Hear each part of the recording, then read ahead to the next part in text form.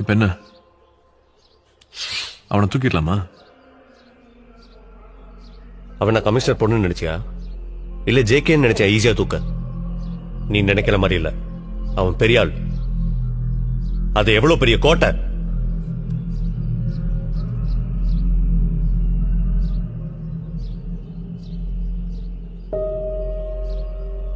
ஏய்,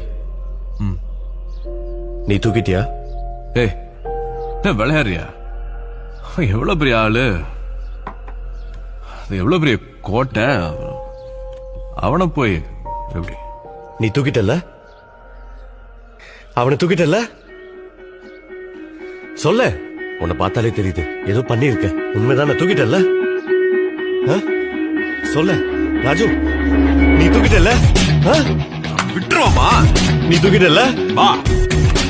ஆமா, நீ தூக்கிட்ட.